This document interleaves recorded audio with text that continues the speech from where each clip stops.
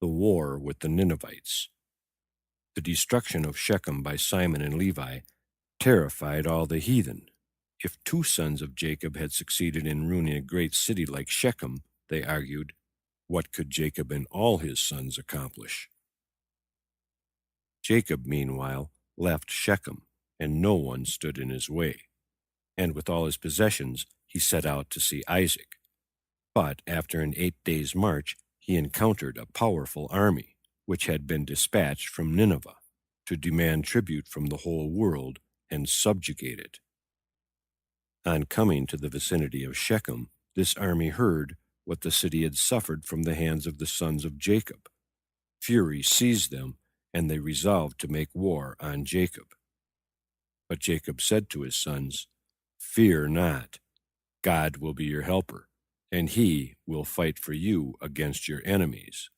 But you must put away any strange gods in your possession, and you must purify yourselves and wash your garments clean." Armed with his sword, Jacob advanced against the Ninevites, and in the first onslaught he slew 12,000. Then Judah spoke to him and said, "Father, you are tired and exhausted. Let me fight the enemy alone." And Jacob replied, saying, "Judah, my son, I know your strength and your bravery, that they are exceeding great. There is no one else in the world like you." So then, his countenance like a lion's, and inflamed with wrath, Judah attacked the enemy, and he slew 12 myriads of tried and famous warriors. The battle raged hot in the front and in the rear, and Levi hurried to Judah's aid, and together they won a victory over the Ninevites. Judah alone slew 5,000 more soldiers, and Levi dealt blows right and left with such vigor that the men of the enemy's army fell like grass under the sword of the reaper. Alarmed about their fate, the people of Nineveh said, "How long shall we fight these devils? We'd better return to our land, or they will exterminate us root and branch." But their king desired to restrain them, and he said, "You heroes, men of might and valor, is this your bravery? Have you lost your senses? After conquering kingdoms and countries, you are not able to hold out against 12 men?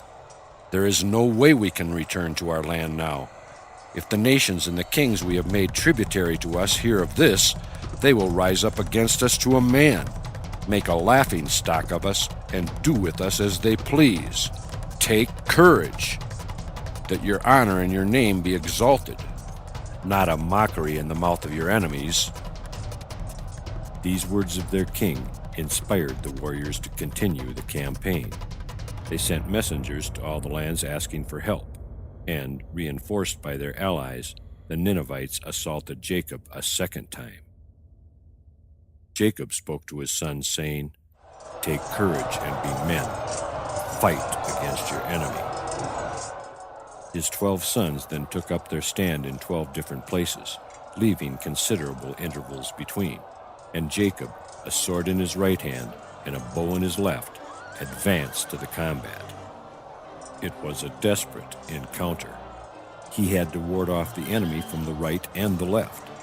Nevertheless, he inflicted a severe blow, and when a band of 2,000 men beset him, he leapt up in the air over them and vanished from their sight. 22 myriads of them he slew on that day, and when evening came, he planned to flee under the cover of darkness. But suddenly, 90,000 men appeared, and he was compelled to continue the fight. He rushed at them with his sword, but it broke, and he had to defend himself by grinding huge rocks into lime powder, and this he threw at the enemy and blinded them, so that they could see nothing. Luckily, darkness was about to fall, and he could permit himself to rest for the night. In the morning, Judah said to Jacob, "Father, you fought the whole day yesterday. You are weary and exhausted. Let me fight today." When the warriors caught sight of Judah's lion face and his lion teeth and his lion roar, they were greatly afraid. Judah hopped and jumped over the army like a flea, from one warrior to the next, raining blows on them incessantly. and by evening he had slain 80,096 men, armed with swords and bows. But fatigue overcame him, and Zebulun took up his station at his brother's left hand, and he mowed down 80,000 of them. Meanwhile, Judah regained some of his strength, and rising up in wrath and fury, and gnashing his teeth, with a voice like thunder, he put the enemy to flight. It ran a distance of 18 miles, and Judah could enjoy a rest that night. But the enemy reappeared on the next day, ready for battle again, to take revenge on Jacob and his children. They blew their trumpets. Then Jacob spoke to his sons, "Go forth and fight again with your enemies." Issachar and Gad said they would take on the combat themselves, and their father told them to do it, while their brothers kept guard and held themselves in readiness to aid and relieve the two combatants when they showed signs of weariness and exhaustion. The leaders of the day slew 48,000 warriors and put to flight 12 myriads more, who concealed themselves in a cave. Issachar and Gad then fetched trees from the woods, piled the trunks up in front of the opening of the cave, and set fire to it. When the fire blazed with a fierce flame, the warriors inside spoke, saying, "Why should we stay in this cave and perish with the smoke and the heat? Rather, let's go forth and fight with our enemies, then at least we have a chance of saving ourselves." They left the cave, going through openings in the side, and attacked Issachar and Gad in front and behind. Dan and Naphtali saw the plight of their brothers and ran to their assistance. They laid about with their swords, hewing a way for themselves to Issachar and Gad, and, united with them, they too opposed the foe. It was the third day of the conflict, and the Ninevites were reinforced by an army as numerous as the sands of the seashore. All the sons of Jacob united to oppose it, and they routed the host. But when they pursued after the enemy, the fugitives turned around and resumed the battle, saying, "Why should we run away? Let's fight them. Perhaps we'll be victorious, for now they are weary." A stubborn combat ensued, and when Jacob saw the vehement attack on his children, he himself sprang into the thick of the battle and dealt blows right and left. Nevertheless, the heathen were victorious and succeeded in separating Judah from his brethren. As soon as Jacob was aware of the peril of his son, he whistled, and Judah responded, and his brothers hurried to his aid. Judah was fatigued and parched with thirst, and there was no water, so he dug his finger into the ground with such force that water gushed out in the sight of the whole army. Then said each warrior to the other, "I'm running from these devils, for God fights on their side." And he and all the army ran for their lives, pursued by the sons of Jacob. Soldiers without number they killed, and then they went back to their tents. On their return, they noticed that Joseph was missing, and they feared he had been taken captive. Naphtali ran after the enemy to make search for Joseph, and he found him still fighting against the Ninevite army. He joined Joseph, and together they killed countless soldiers, and the men fighting Joseph ran off and left him in safety.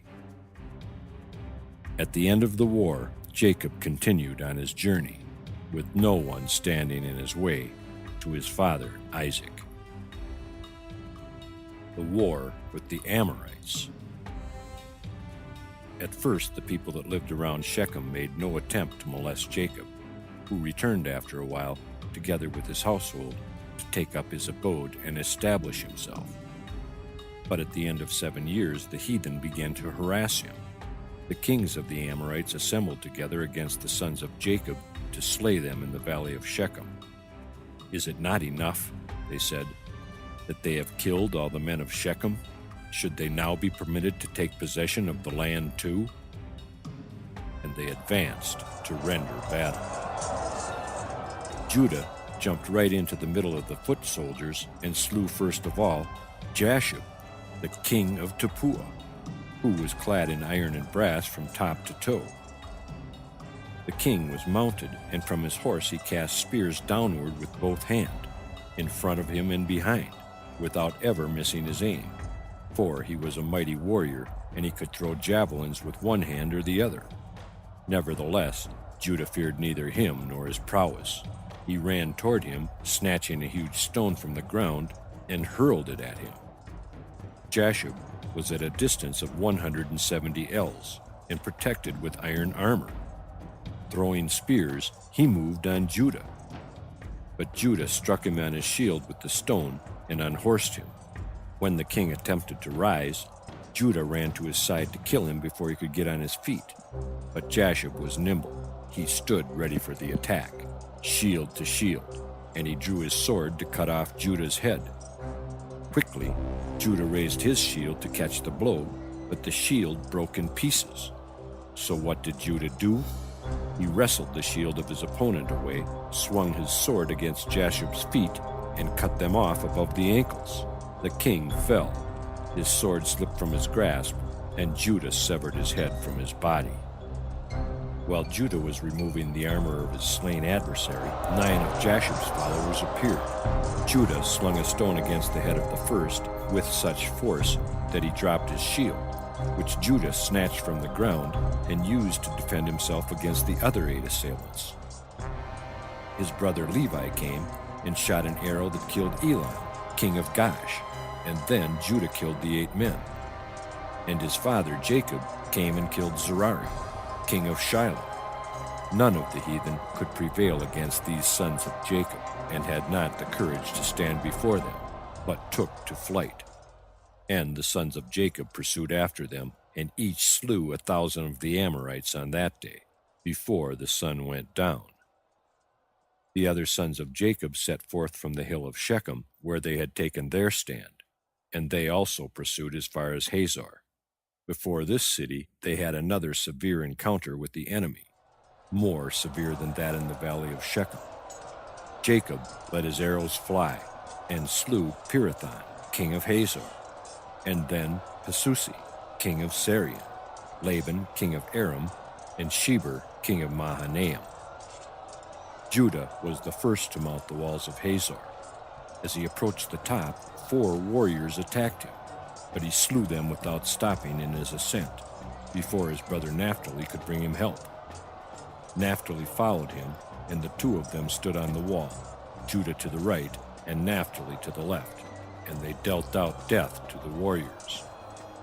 The other sons of Jacob followed their 2 brothers and made an end to exterminating the heathen. They subjugated Hazor, slew its warriors, and let no man escape with his life, and then they pillaged the city.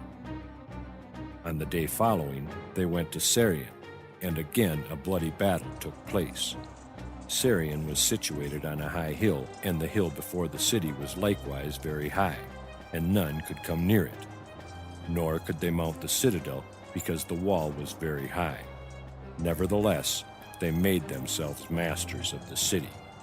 They scaled the walls of the citadel, Judah on the east side being the first to ascend, then Gad on the west, Simon and Levi on the north, and Reuben and Dan on the south.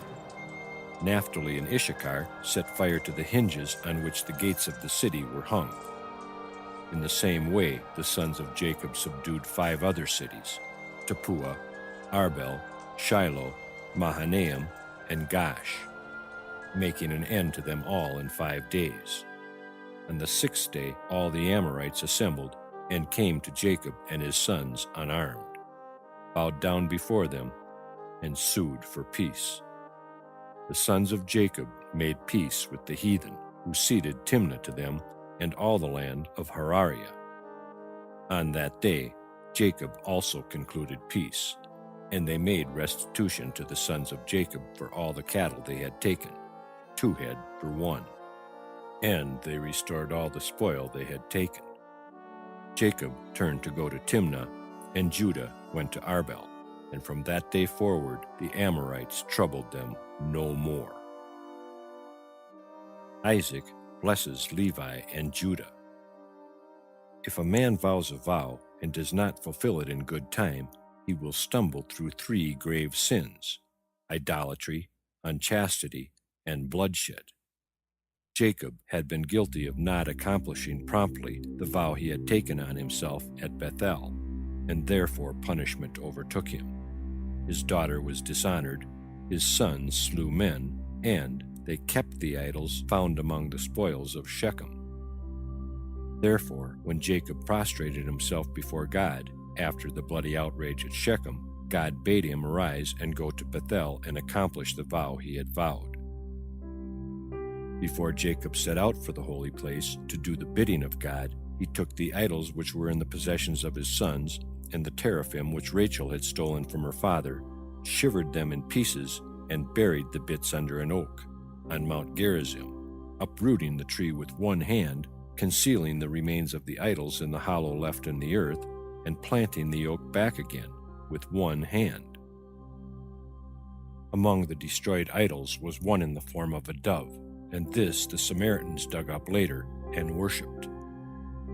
On reaching Bethel, he erected an altar to the Lord, and on a pillar he set up the stone which he had rested his head on during the night when he passed there on his way to Haran. Then he bade his parents to come to Bethel and take part in his sacrifice. But Isaac sent him a message saying, "O my son Jacob, that I might see you before I die." Whereon Jacob hurried to his parents, taking Levi and Judah with him. When his grandchildren stepped before Isaac, the darkness that shrouded his eyes dropped away, and he said, "My son, are these your children? For they resemble you." And the spirit of prophecy entered his mouth, and he grasped Levi with his right hand and Judah with his left in order to bless them. And he spoke these words to Levi, "May the Lord bring you and your seed nearer to him than all flesh, that you serve in his sanctuary like the angel of the face, and the holy angels. Princes, judges, and rulers shall they be to the children of Jacob. The word of God they will proclaim in righteousness, and all his judgments they will execute in justice. They will make manifest his ways to the children of Jacob, and to Israel his paths."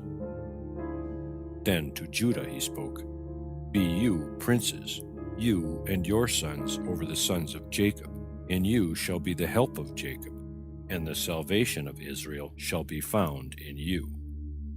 When you sit on the throne of the glory of your justice, perfect peace shall reign over all the children of my beloved Abraham."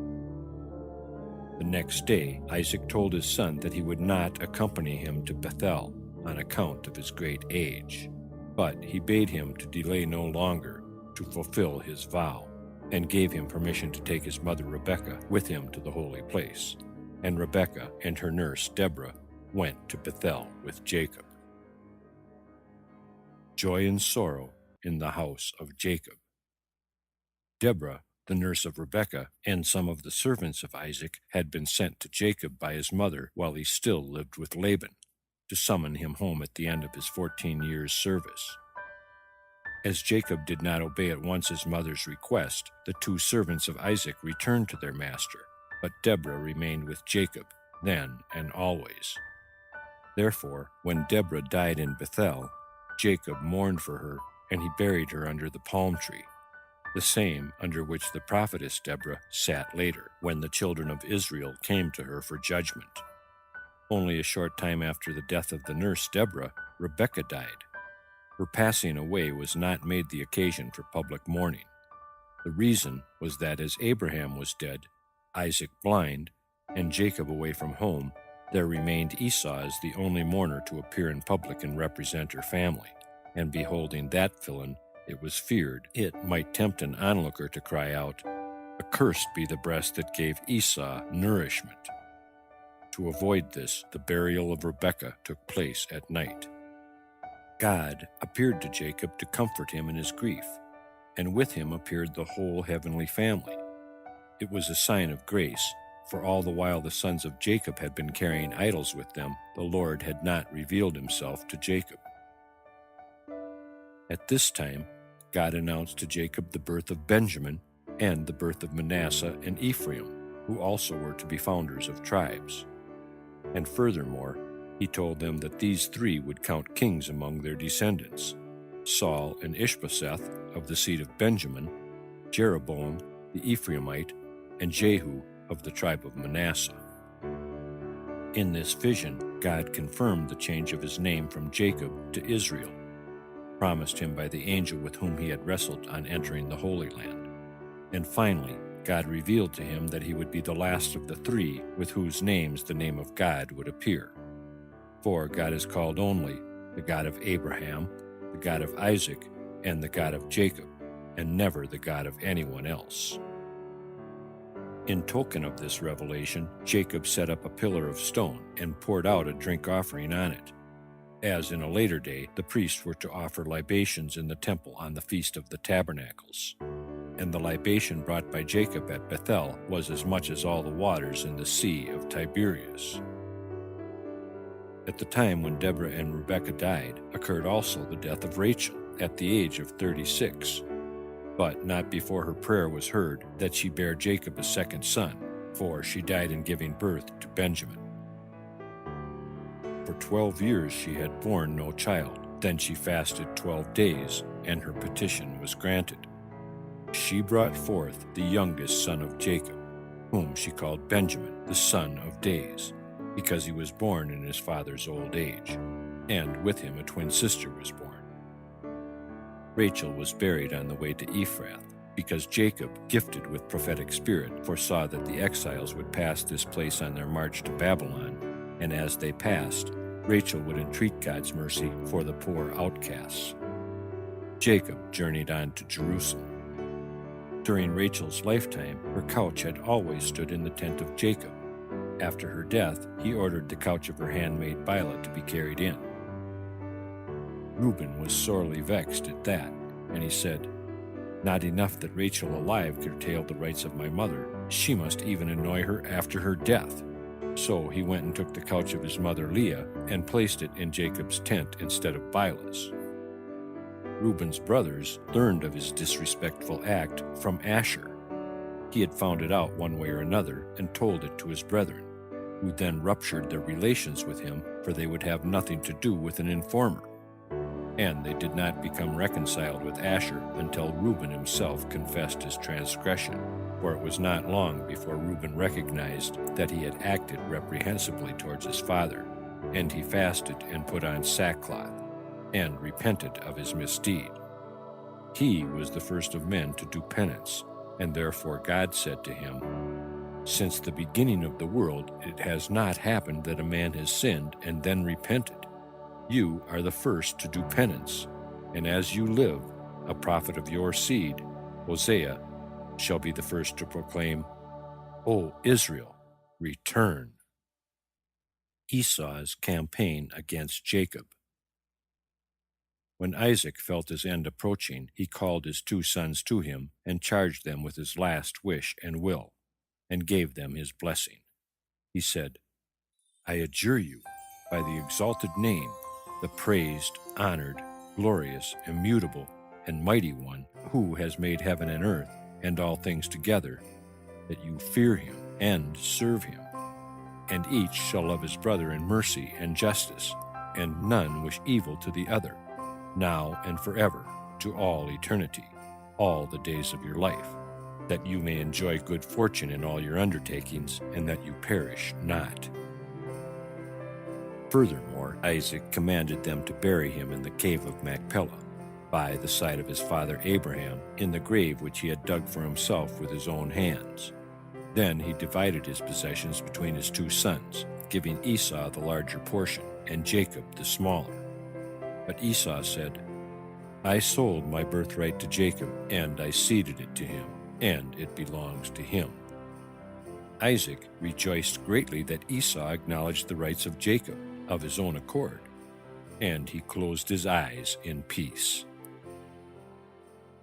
The funeral of Isaac was not disturbed in any unseemly act, for Esau was sure of his inheritance in accordance with the last wishes expressed by his father. But when the time came to divide Isaac's possessions, Esau said to Jacob, "You divide the property of our father into 2 portions, but I, as the elder, will claim the right of choosing the portion I desire." What did Jacob do? He knew well enough that, The eye of the wicked never beholds treasures enough to satisfy it, so he divided their common heritage in the following way. All the material possessions of his father formed one portion, and the other consisted of Isaac's claim on the Holy Land, together with the cave of Machpelah, the tomb of Abraham and Isaac. Esau chose the money and the other things belonging to Isaac for his inheritance, and to Jacob were left the cave and the title to the Holy Land. An agreement to this effect was drawn up in writing, and on the strength of the document, Jacob insisted on Esau's leaving Palestine. Esau acquiesced, and he and his wives and his sons and daughters journeyed to Mount Seir, where they took up their residence. Though Esau gave way to Jacob for the time being, he later returned to make war on his brother. Leah had just died, and Jacob and the sons born by Leah were mourning for her, and the rest of his sons, born to him by his other wives, were trying to comfort them, when Esau came on them with a powerful host of 4,000 men, well equipped for war, clad in armor of iron and brass, all furnished with bucklers, bows, and swords. They surrounded the citadel Jacob and his sons lived in at the time with their servants and children and households, for they had all assembled to console Jacob at the death of Leah. As they sat there unconcerned, no one entertained a suspicion that any assault on them was meditated by any man. The great army had already encircled the castle, and still no one suspected any harm. Now, when Jacob saw that Esau presumed to make war on them, and sought to slay them in the citadel, and was already shooting darts at them, he ascended the wall of the citadel and spoke words of peace and friendship and brotherly love to Esau. He said, "Is this the consolation which you have come to bring me, to comfort me for my wife, who has been taken by death? Is this in accordance with the oath you swore twice to your father and mother before they died? You have violated your oath, and in the hour when you swore to your father, you were judged." But Esau made reply, "Neither the children of men nor the beasts of the field swear an oath to keep it to all eternity, but on every day they devise evil against one another, when it is directed against an enemy, or when they seek to slay an adversary. If the boar will change his skin and make his bristles as soft as wool, or if he can cause horns to sprout forth on his head like the horns of a stag or a ram, then I shall observe the tie of brotherhood with you." Then spoke Judah to his father Jacob, "How long will you stand wasting words of peace and friendship on him? He attacks us unawares, like an enemy, with his mail-clad warriors, seeking to slay us." Hearing these words, Jacob grasped his bow and killed Adoram the Edomite, and a second time he bent his bow, and the arrow struck Esau on the right thigh. The wound was mortal, and his sons lifted Esau up and put him on his donkey and took him to Adoram, and there he died. Judah made a sally to the south of the citadel, and with him were Naphtali and Gad, aided by 50 of Jacob's servants. To the east, Levi and Dan went forth with 50 servants, Reuben, Issachar, and Zebulun with 50 servants to the north, and Simon, Benjamin, and Enoch, the last son of Reuben, with 50 servants to the west. Judah was exceedingly brave in battle. Together with Naphtali and Gad, he pressed forward into the ranks of the enemy and captured one of their iron towers. On their bucklers they caught the sharp missiles hurled against them in such numbers that the light of the sun was darkened by reason of the rocks and darts and stones. Judah was the first to break the ranks of the enemy, of whom he killed 6 valiant men, and he was accompanied on the right by Naphtali and by Gad on the left. They also knocked down 2 soldiers each, while their troops of servants killed 1 man each. Nevertheless, they did not succeed in forcing the army away from the south of the citadel, not even when altogether Judah and his brothers made a united attack on the enemy, each of them picking out a victim and slaying him. They were still unsuccessful in a third combined attack, though this time they each killed 2 men. When Judah saw now that the enemy remained in possession of the field, and it was impossible to dislodge them, he girded himself with strength, and a heroic spirit animated him. Judah, Naphtali, and Gad united, and together they pierced the ranks of the enemy, Judah slaying 10 of them, and his brothers each 8. Seeing this, the servants took courage, and they joined their leaders and fought at their side. Judah laid about him to the right and to the left, always aided by Naphtali and Gad, and so they proceeded in forcing the enemy further to the south, away from the citadel. But the hostile army recovered itself and maintained a brave stand against all the sons of Jacob, who were faint from the hardships of the combat and could not continue to fight. Thereon, Judah turned to God in prayer, and God hearkened to his petition and helped them. He set loose a storm from one of his treasure chambers, and it blew into the faces of the enemy and filled their eyes with sand and darkness, and they could not see how to fight. But Judah and his brothers could see clearly, for the wind blew on their backs. Now Judah and his brothers wrought havoc amongst them. They hewed the enemy down as the reaper mows down the stalks of grain and heaps them up for sheaves. After they had routed the division of the army assigned to them on the south, they ran to the aid of their brothers who were defending the east, north, and west of the citadel, with 3 companies. On each side the wind blew into the faces of the enemy, and so the sons of Jacob succeeded in annihilating their army. 400 were slain in battle, and 600 fled. Among the latter, Esau's 4 sons, Reuel, Jeush, Lotan, and Korah. The oldest of his sons, Eliphaz, took no part in the war, because he was a disciple of Jacob, and therefore would not bear arms against him. The sons of Jacob pursued after the fleeing remnant of the army as far as Adorah. There the sons of Esau abandoned the body of their father and continued their flight to Mount Seir. But the sons of Jacob remained in Adorah overnight, and out of respect for their father, they buried the remains of his brother, Esau. In the morning they went on in pursuit of the enemy and besieged them on Mount Seir. Now the sons of Esau and all the other fugitives came down and fell before them, bowed down, and entreated them without cease, until they concluded peace. But the sons of Jacob exacted much tribute from them. The descendants of Esau. The worthiest among the sons of Esau was his firstborn, Eliphaz. He had been raised under the eyes of his grandfather Isaac, from whom he learned the pious way of life. The Lord had even found him worthy of being endowed with the spirit of prophecy, for Eliphaz, the son of Esau, is none other than the prophet Eliphaz, the friend of Job. It was from the life of the patriarchs that he drew the admonitions which he gave to Job in his disputes with him. Eliphaz spoke, "You considered yourself the equal of Abraham, and then you marveled that God should deal with you as with the generation of the confusion of tongues. But Abraham stood the test of 10 temptations, and you faint when one touches you. Before, when someone crippled came to you, you would console him. To the blind you would say, 'If you built yourself a house, you would surely put windows in it. And if God has denied you light, the reason is that he may be glorified through you when the eyes of the blind shall be opened.' To the deaf you would say, 'If you made a water pitcher, you would surely not forget to make ears for it. And if God created you without hearing, it is that he may be glorified through you in the day when the ears of the deaf shall be unstopped.' In such ways you tried to console the feeble and the maimed. And now the trouble has come to you, you say, 'I am an upright man. Why does he chastise me?'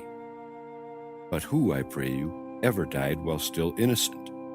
Noah was saved from the flood, Abraham from the fiery furnace, Isaac from the slaughtering knife, Jacob from angels, Moses from the sword of Pharaoh, and Israel from the Egyptians when they were drowned in the sea. So are the wicked to be treated better?" Job answered Eliphaz and said, "Look at your father Esau." But Eliphaz returned, "I have nothing to do with him. The son should not bear the iniquity of the father. Esau will be destroyed because he executed no good deeds, and likewise his men will perish. But as for me, I am a prophet, and my message is not to Esau but to you, to make you render account for yourself." But God rebuked Eliphaz and said, "You spoke harsh words to my servant Job. Therefore shall Obadiah, one of your descendants, utter a prophecy of denunciation against your father's house, the Edomites." The concubine of Eliphaz was Timnah, a princess of royal blood, who had asked to be received into the faith of Abraham and his family. But they all, Abraham, Isaac, and Jacob, rejected her, and she said, "I would rather be a maidservant to the dregs of this nation than mistress of another nation." And so she was willing to be concubine to Eliphaz. To punish the patriarchs for the affront they had offered her, she was made the mother of Amalek, who inflicted great injury on Israel. Another one of Israel's descendants, Anah, had a most unusual experience. Once, when he was pasturing his father's donkeys in the wilderness, he led them to one of the deserts on the shores of the Red Sea, opposite the wilderness of the nations. And while he was feeding the beasts, a heavy storm came from the other side of the sea, and the donkeys could not move. Then, about 120 great and terrible animals came out of the wilderness at the other side of the sea, and they all came to the place where the donkeys were. From the middle down, these animals were in the shape of a man, and from the middle up, some had likenesses of a bear, some of apes, and they all had tails behind them, like the tail of the dukipod, from between their shoulders, reaching down to the ground. The animals mounted the donkeys and rode away with them, and to this day no one has seen them. One of them approached Anah, whipped him with its tail, and then ran off. When Anah saw all this, he was exceedingly afraid on account of his life, and he fled to the city, where he related all that had happened to him. Many went forth to seek the donkeys, but none could find them. Anah and his brothers went no more to the same place from that day forward, being greatly afraid. This Anah was the offspring of an incestuous marriage. His mother was also the mother of his father, Zibeon. And as he was born of an unnatural union, so he tried to bring about unnatural unions among animals. He was the first to breed the horse and the ass and produce the mule. As a punishment, God crossed the snake with the lizard, and they brought forth the habarbar, whose bite is certain death, like the bite of the white she-mule. The descendants of Esau had 8 kings before any king reigned over the descendants of Jacob. But a time came when the Jews had 8 kings, during whose reign the Edomites had none, and then they were subject to the Jewish kings. This was the time that intervened between Saul, the first Israelite king, who ruled over Edom, and Jehoshaphat, for Edom did not make itself independent of Jewish rule until the time of Joram, the son of Jehoshaphat. There was a difference between the kings of Esau's seed and the kings of Jacob's seed. The Jewish people always produced their kings from their own people, while the Edomites had to go to alien peoples to secure theirs. The first Edomite king was the Aramean Balaam, called Bela in his capacity as ruler of Edom. His successor, Job, also called Jobab, came from Basra, and for furnishing Edom with a king, this city will be chastised in time to come. When God sits in judgment on Edom, Basra will be the first to suffer punishment. The rule of Edom was of short duration, while the rule of Israel will be to all times. For the celebrations of the Messiah shall go on forever and ever. End Volume 1. Next, Volume 2, The Favorite Son. End Part 23 of 95, TheLegendsOfTheJews.com.